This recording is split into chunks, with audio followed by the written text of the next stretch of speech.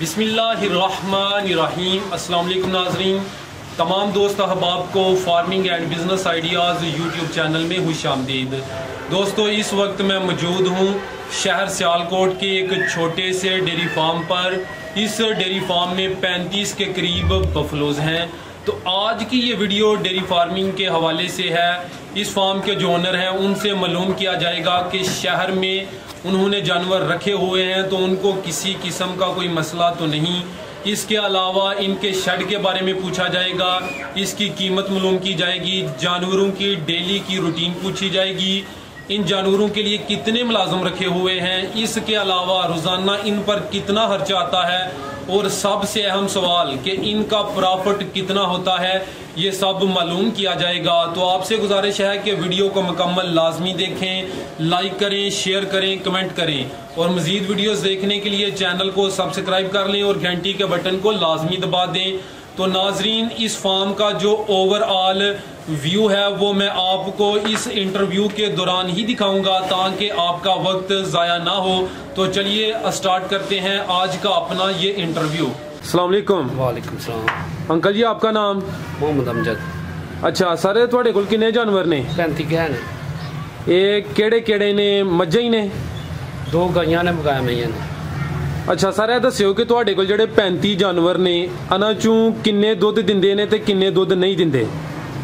कोई दिंदे ने, कोई 25 के दुध दिंदियां ने, बकाया कोई सुक्कियां ने। अच्छा सर, ਇਹ ਦੱਸੋ ਕਿ ਜਿਹੜੇ ਤੁਹਾਡੇ ਜਾਨਵਰ ਨੇ ਕਿਹੜੀ ਨਸਲ ਦੇ ਨੇ? कोई नीली दे ने, कोई अपना रावी दियां ने। ਜ਼ਬਰਦਸਤ। ਅੱਛਾ ਅੰਕਲ ਜੀ, ਇਹ ਦੱਸਿਓ ਕਿ ਤੁਸੀਂ ਇਹ ਜਾਨਵਰ ਕਿੱਥੋਂ ਖਰੀਦੇ ਹਨ? असां लिआंदे हैं कोई लुडन मंडियों ਅੱਛਾ ते कोई थाने बालक वाले पासे।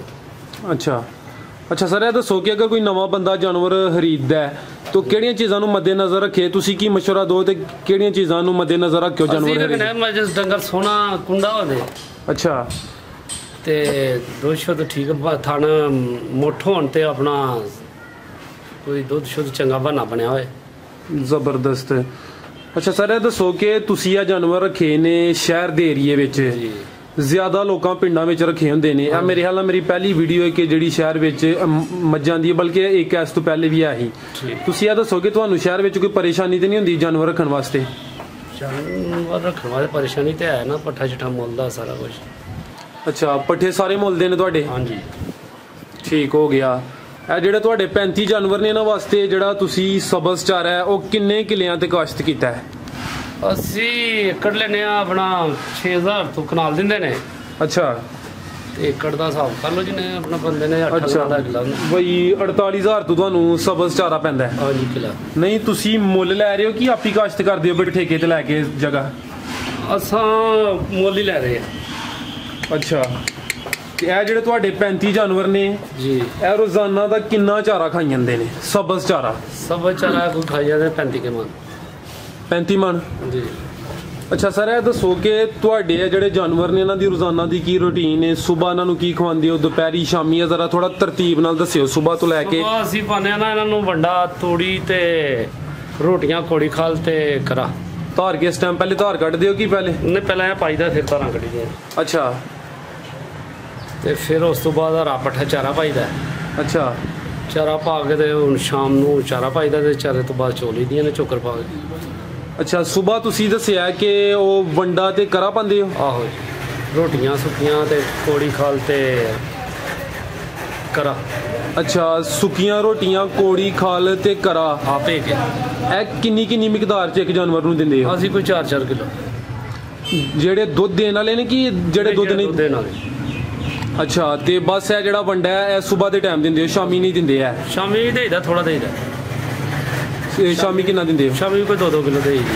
ਵੰਡਾ ਜਿਹੜਾ ਤੁਸੀਂ ਆਪੀ ਤਿਆਰ ਕੀਤਾ ਹੈ ਕਿ ਬਾਜ਼ਾਰੋਂ ਲੈਂਦੇ ਹੋ? ਬਾਜ਼ਾਰੋਂ ਲਈਦਾ। ਅੱਛਾ, ਤੇ ਵੰਡੇ ਦਾ ਕੀ ਕੋਈ ਅਸਰ ਹੁੰਦਾ ਦੁੱਧ ਤੇ? ਵੰਡੇ ਦਾ ਅਸਰ ਕਿ ਵੰਡਾ ਸੰਘਣਾ ਹੁੰਦਾ। ਅੱਛਾ, ਡੰਗਰ ਨੂੰ ਤਾਕਤ ਪਹੁੰਚਾਉਂਦਾ। ਅੱਛਾ, ਡੰਗਰ ਆਪਣਾ ਤਾਕਤ ਦੇ ਵਿੱਚ ਫਿਰ ਦੁੱਧ ਦਿੰਦਾ। ਕਿੰਨਾ ਇਜ਼ਾਫਾ ਹੋ ਜਾਂਦਾ ਦੁੱਧ ਵਿੱਚ? ਦੁੱਧ ਹੈ ਕਿ ਜ਼ਰਾ ਕਿ ਦੁੱਧ ਦਾ ਜ਼ੈਕਾ ਹੋ ਜਾਂਦਾ ਵੰਡੇ ਨਾਲ, ਜ਼ਰਾ ਕਿ ਪੱਠੇ ਦੀ ਸਮੈਲ ਆਉਂਦੀ ਹੈ ਤੇ ਪੱਠਾ ਦੁੱਧ ਵੱਧ ਜਾਂਦੀਆਂ ਨੇ, ਕੋਈ 2-2 3-3 ਕਿਲੋ ਦੁੱਧ ਵੱਧ ਦਿੰਦੀਆਂ ਨੇ। ਅੱਛਾ ਸਰ, ਇਹ ਦੱਸਿਓ ਕਿ ਜਿਹੜੇ 35 ਜਾਨਵਰ ਨੇ ਤੁਹਾਡੇ ਕੋਲ, ਇਹਨਾਂ ਵਾਸਤੇ ਤੁਸੀਂ ਕਿੰਨੇ ਬੰਦੇ ਰੱਖੇ ਨੇ? ਅਸੀਂ ਬੰਦਾ ਕੋਈ ਰੱਖਿਆ। ਇੱਕ ਤੁਸੀਂ ਹੋ? ਆਹ 2 ਬੇਟੇ ਨੇ। 2 ਬੇਟੇ ਬਈ 3 ਬੰਦੇ ਹੋ ਗਏ? 4 ਬੰਦੇ। 4 ਬੰਦੇ, ਜ਼ਬਰਦਸਤ। ਉਹ ਜਿਹੜਾ ਬੰਦਾ ਤੁਸੀਂ ਇੱਕ ਤੁਸੀਂ ਆਪੀ ਹੋ ਗਏ, 2 ਤੁਹਾਡੇ ਬੇਟੇ ਨੇ, ਇੱਕ ਬੰਦਾ ਤੁਸੀਂ ਰੱਖਿਆ ਤਨਖਾਹ ਤੇ, ਹਾਂਜੀ। ਉਹਨੂੰ ਕਿੰਨੀ ਤਨਖਾਹ ਦੇ ਰਹੇ ਹੋ? ਉਹਨੂੰ 10,000 ਰੁਪਏ। ਅਗਰ ਕੋਈ ਨਵਾਂ ਬੰਦਾ ਕੰਮ ਸ਼ੁਰੂ ਕਰਨਾ ਚਾਹੁੰਦਾ ਤੁਸੀਂ ਕੀ ਮਸ਼ਵਰਾ ਦਵੋਗੇ ਕਿ ਉਹ ਆਪੀ ਕਰੇ ਜਾਂ ਬੰਦੇ ਰੱਖੇ? ਬੰਦੇ ਤੇ ਕੰਮ ਕਰਦੇ ਹੀ ਨਹੀਂ ਹੈ। ਬੰਦੇ ਤੇ ਘੱਟ ਬੜੇ ਕਰਨਗੇ, ਮਹੀਨਾ ਕਰਨਗੇ, 2 ਕਰਨਗੇ, ਨੱਸ ਜਾਣ। ਇਹਦੀ ਕੀ ਵਜ੍ਹਾ ਕਿ ਬੰਦੇ ਕੰਮ ਕਿਉਂ ਨਹੀਂ ਕਰਦੇ? ਬੰਦੇ ਇਹ ਕੰਮ 24 ਘੰਟੇ ਦਾ। ਜੀ ਜੀ। ਇਸ ਕੰਮ ਨੂੰ ਤਾਂ ਨਹੀਂ ਕਰਦੇ, ਇੱਥੋਂ ਬੰਦਾ ਜਾ ਹੀ ਨਹੀਂ ਸਕਦਾ ਕਿਸੇ ਪਾਸੇ। ਇਹ ਕੰਮ 24 ਘੰਟੇ ਕਰਨਾ। ਅੱਛਾ ਸਰ, ਇਹ ਦੱਸੋ ਕਿ ਤੁਹਾਡਾ ਡੇਲੀ ਦਾ 35 ਜਾਨਵਰਾਂ ਤੇ ਕਿੰਨਾ ਖਰਚਾ ਆਈ ਜਾਂਦਾ? ਪੱਠੇ ਵੀ ਤੁਹਾਡੇ ਮੁੱਲ ਦੇ ਨੇ, ਵੰਡਾ ਵੀ ਮੁੱਲ ਦਾ ਹੈ, ਸਭ ਕੁਝ ਤੁਹਾਡਾ ਮੁੱਲ ਦਾ ਹੈ। ਥੋੜਾ ਅੰਦਾਜ਼ਾ ਲਾ ਕੇ ਦੱਸਿਓ ਕਿ ਤੁਹਾਡਾ 35 ਜਾਨਵਰਾਂ ਤੇ ਕਿੰਨਾ ਖਰਚਾ ਆਈ ਜਾਂਦਾ? ਖਰਚਾ ਆਈ ਜਾਂਦਾ ਕੋਈ 4,000 ਰੁਪਇਆ ਆਈ ਜਾਂਦਾ। ਇਹ ਸਭ ਕੁਝ ਸਬਜ਼ ਚਾਰਾ? ਸਾਰਾ ਕੁਝ 4,000। ਠੀਕ ਹੋ ਗਿਆ। ਅੱਛਾ ਸਰ, ਇਹ ਜਿਹੜਾ ਤੁਹਾਡਾ ਸ਼ੈੱਡ ਹੈ, ਇਹ ਜ਼ਰਾ ਥੋੜਾ ਇਹਦੇ ਬਾਰੇ ਚ ਵੀ ਦੱਸੋ ਕਿ ਇਹਦੀ ਕਿੰਨੀ ਲੰਬਾਈ ਹੈ ਤੇ ਕਿੰਨੀ ਚੜਾਈ ਜੇ? ਇਹਦੀ ਕੋਈ 70 ਫੁੱਟ ਲੰਬਾਈ ਹੈ। ਅੱਛਾ। ਤੇ ਇਹਦੀ ਕੋਈ 17.5 ਫੁੱਟ ਜਿਹੜਾ ਨਾ ਚੜਾਈ। ਜ਼ਬਰਦਸਤ। ਤੇ ਸਾਰੇ ਦੇ ਵਿੱਚ ਕਿੰਨੇ ਜਾਨਵਰ ਆ ਸਕਦੇ ਨੇ? ਇਹਦੇ ਵਿੱਚ ਦੋਹਰੀਆਂ ਕਰਕੇ ਬੰਨੀਆਂ ਤੇ 35-40 ਡੰਗਰ ਆ ਜਾਂਦੇ। ਅੱਛਾ, ਜ਼ਿਆਦਾ ਤੋਂ ਜ਼ਿਆਦਾ ਕਿੰਨੇ ਆ ਸਕਦੇ ਨੇ? ਜ਼ਿਆਦਾ ਤੋਂ ਜ਼ਿਆਦਾ ਇੰਨੇ ਕਿ 40 ਡੰਗਰਾਂ ਤੋਂ ਵੱਧ ਨਹੀਂ ਆਉਂਦੇ। ਅੱਛਾ ਸਰ, ਇਹ ਦੱਸਿਓ ਕਿ ਇਹ ਜਿਹੜਾ ਸ਼ੈੱਡ ਹੈ ਇਹਦੇ ਤੇ ਤੁਹਾਡਾ ਕਿੰਨਾ ਖਰਚਾ ਆਇਆ ਹੈ? ਇਹਦੇ ਕੋਈ 3 ਲੱਖ ਰੁਪਏ ਆਈ ਹੈ। ਅੱਛਾ, ਇਹ ਕਿਹੜੇ ਸਾਲ ਤੁਸੀਂ ਇਹ ਬਣਾਇਆ ਸ਼ੈੱਡ? ਸਾਨੂੰ ਕੋਈ ਅੱਜ ਤੋਂ 2-3 ਸਾਲ ਹੋ ਗਏ ਨੇ, 3 ਸਾਲ। ਅੱਛਾ, ਉਦੋਂ ਇਹਨਾਂ ਦੇ ਤੇ 3 ਲੱਖ ਖਰਚਾ ਆਇਆ, ਤੇ ਅਗਰ ਹੁਣ ਕੋਈ ਬੰਦਾ ਬਣਾਉਂਦਾ ਤੇ ਕਿੰਨਾ ਕਾਈਏ ਦਾ? ਹੁਣ ਤੇ ਖਰਚਾ ਫਿਰ ਬਹੁਤ ਆ ਜਾਂਦਾ ਜੀ, ਅੰਦਾਜ਼ਨ ਕੋਈ 5-6 ਲੱਖ ਆਈਏ ਦਾ? 5-6 ਲੱਖ ਰੁਪਏ। ਠੀਕ ਹੋ ਗਿਆ। ਅੱਛਾ ਸਰ, ਇਹ ਦੱਸਿਓ ਕਿ ਤੁਹਾਡੇ ਜਾਨਵਰ ਰੋਜ਼ਾਨਾ ਦਾ ਕਿੰਨਾ ਦੁੱਧ ਦਿੰਦੇ ਨੇ? 5 ਜਾਨਵਰ ਦੁੱਧ ਦਿੰਦੇ ਨੇ? ਹਾਂਜੀ। ਰੋਜ਼ਾਨਾ ਦਾ ਕਿੰਨਾ ਹੋ ਜਾਂਦਾ ਹੈ ਦੁੱਧ? ਸਾਡਾ ਹੋ ਜਾਂਦਾ ਜੇ ਕੋਈ 3 ਕਿ ਮਣ। ਇਹ ਦੋਨੋਂ ਟਾਈਮਾਂ ਦਾ ਕਿ ਇੱਕ ਟਾਈਮ ਦਾ? ਇੱਕ ਟਾਈਮ ਦਾ 6 ਮਣ। 2 ਟਾਈਮਾਂ ਦਾ 6 ਮਣ। ਹਾਂਜੀ। ਅੱਛਾ ਸਰ, ਇਹ ਦੱਸੋ ਕਿ ਜਿਹੜਾ ਦੁੱਧ ਦਾ ਰੇਟ ਕੀ ਚੱਲਦਾ ਪਿਆ ਅੱਜ ਕੱਲ? ਦੁੱਧ ਦਾ ਰੇਟ ਚੱਲਦਾ ਜੇ ਪਿਆ ਪਰਚੂਨ ਹੈ ਜਿਹੜਾ ਆਪਣਾ ਉਹ 120 ਹੈ। ਅੱਛਾ। ਤੇ ਉਂਝ ਜਿਹੜਾ ਨਾ ਆਪਣਾ ਦੁਕਾਨਾਂ ਤੇ ਇਹੋ ਹੀ 70 ਰੁਪਏ। ਅੱਛਾ। ਅੱਛਾ ਸਰ, ਇਹ ਜਿਹੜਾ ਤੁਸੀਂ ਦੱਸਿਆ ਕਿ 6 ਮਣ ਤੁਹਾਡਾ ਰੋਜ਼ਾਨਾ ਦਾ ਦੁੱਧ ਹੁੰਦਾ ਹੈ, ਸਵੇਰ ਤੇ ਸ਼ਾਮ ਦਾ, ਇਹ 5 ਜਾਨਵਰਾਂ ਚ ਹੁੰਦਾ ਹੈ ਕਿ ਜ਼ਿਆਦਾ ਜਾਨਵਰਾਂ ਚ ਹੁੰਦਾ ਪਿਆ? 5 ਜਾਨਵਰ। ਜ਼ਬਰਦਸਤ, ਮਾਸ਼ਾਅੱਲਾ। ਅੱਛਾ ਸਰ, ਇਹ ਦੱਸੋ ਕਿ ਤੁਹਾਡਾ ਅੰਦਾਜ਼ਾ ਲਾਇਆ ਕਿ ਰੋਜ਼ਾਨਾ ਦਾ ਕਿੰਨੇ ਕੁ ਦਾ ਦੁੱਧ ਸੇਲ ਹੋ ਜਾਂਦਾ ਹੈ? ਦੁੱਧ ਅੰਦਾਜ਼ਾ ਨਾਲ ਸਾਡਾ ਹੋ ਜਾਂਦਾ ਕਿ 4,000 ਰੁਪਏ ਦਾ ਟਾਈਮ ਦਾ, ਕੋਈ 8,000 ਰੁਪਏ ਦਾ 2 ਟਾਈਮ ਹੋ ਜਾਂਦਾ। ਠੀਕ ਹੋ ਗਿਆ। ਅੱਛਾ ਸਰ, ਇਹ ਦੱਸੋ ਕਿ ਤੁਸੀਂ ਇਹਨਾਂ ਨੂੰ ਕੋਈ ਬਿਮਾਰੀਆਂ ਵਗੈਰਾ ਵੀ ਲੱਗਦੀਆਂ ਜਾਨਵਰਾਂ ਨੂੰ? ਹਾਂਜੀ। ਕਿਹੜੀਆਂ ਬਿਮਾਰੀਆਂ ਲੱਗਦੀਆਂ ਤੇ ਕੀ ਕੋਈ ਇਹਨਾਂ ਦਾ ਇਲਾਜ ਕਰਦੇ ਆ? ਇਹਨਾਂ ਮੋਹਰ ਵੀ ਆ ਜਾਂਦਾ, ਇਹਨਾਂ ਨੂੰ ਆਪਣਾ ਗਲ ਘੁੱਟ ਵੀ ਹੁੰਦਾ ਹੈ। ਅੱਛਾ। ਇਹਨਾਂ ਨੂੰ ਉਂਝ ਵੀ ਬਿਮਾਰੀ ਸ਼ਮਾਰੀ ਕੋਈ ਆ ਜਾਂਦੀ ਹੈ, ਥਣਾ ਤੇ ਅਸਰ ਆਉਂਦਾ ਹੈ। ਜੀ ਜੀ। ਉਹ ਆਪਣਾ ਅਸੀਂ ਆਪਣੇ ਕੋਲ ਹੀ ਕੋਈ ਦੇਸੀ ਨੁਕਸੇ ਕਰੀਦੇ ਨੇ। ਜ਼ਬਰਦਸਤ ਜ਼ਬਰਦਸਤ। ਡਾਕਟਰੀ ਇਸਤੇਮਾਲ ਵੀ ਕਰ ਲਈਦੇ। ਜੀ ਜੀ।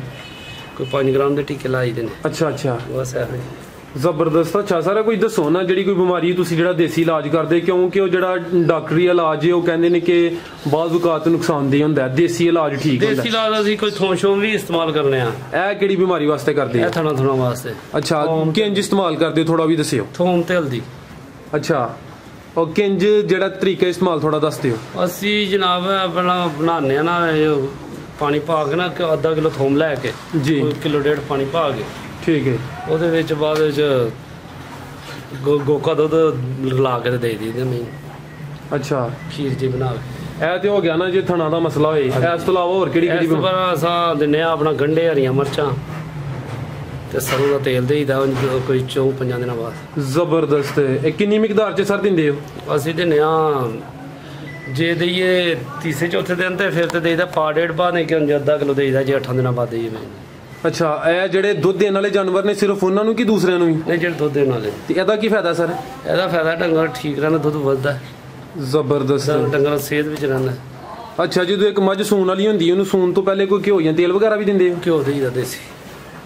ਇਹ ਸਰਦੀਆਂ 'ਚ ਦਿੰਦੇ ਹੋ ਗਰਮੀਆਂ 'ਚ? ਇਹ ਗਰਮੀ ਵਿੱਚ ਵੀ ਦੇਈਦਾ, ਚੰਗਾ ਰਹਿੰਦਾ। ਨਹੀਂ, ਬਾਜ਼ ਲੋਕ ਕਹਿੰਦੇ ਨਾ ਕਿ ਗਰਮੀ ਵਿੱਚ ਨਹੀਂ ਦੇਣਾ ਚਾਹੀਦਾ। ਨਹੀਂ, ਡੰਗਰ ਜਿੰਨਾ ਠੰਡਾ ਰਹੇ ਅੰਦਰੋਂ ਚੰਗਾ ਹੁੰਦਾ। ਜ਼ਬਰਦਸਤ ਹੋ ਗਿਆ। ਤੇ ਕਿੰਨਾ ਘਿਓ ਦਿੰਦੇ ਹੋ ਦੇਸੀ?